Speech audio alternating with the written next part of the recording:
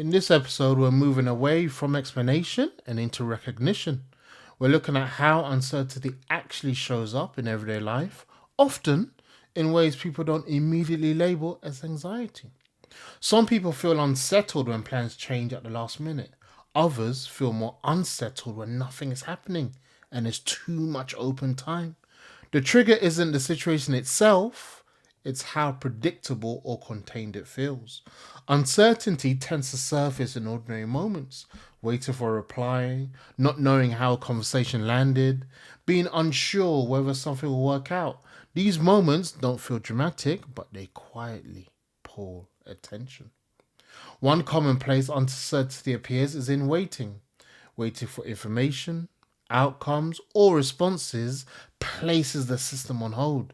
There's no action to take, but something feels unresolved. The body stays slightly alert, as if it's meant to be ready for something. You might notice this in how often you check for updates, refreshing emails, looking at your phone, replaying conversations. These behaviors aren't about impatience, they're about attempts to reduce not knowing. Uncertainty also shows up in planning. Some people overplan, filling every detail to avoid gaps. Others avoid planning altogether because commitment feels risky. Both responses are ways of managing uncertainty, just in opposite directions. Another everyday example is decision making. When outcomes are unclear, even small choices can feel heavy.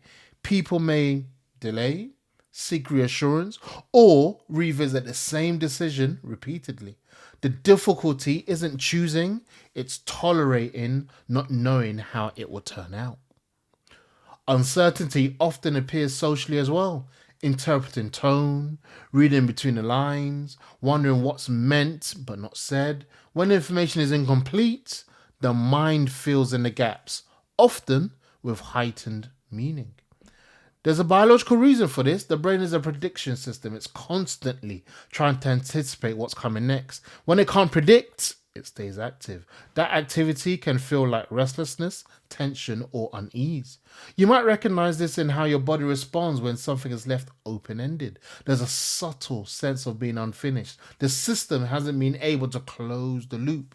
What's important to notice is that uncertainty doesn't always register as fear. Often, it feels like irritation, impatience, mental noise. People may describe feeling unsettled without knowing why. Earlier episodes explored how reassurance and checking offer temporary relief. In daily life, many behaviors function this way without being recognized as anxiety driven. The goal isn't to label them, but to understand what they're doing. Another place uncertainty shows up is in transitions, moving between tasks, ending one thing before starting another, waiting between phases. Transitions remove structure, even briefly, which increases activation for some people.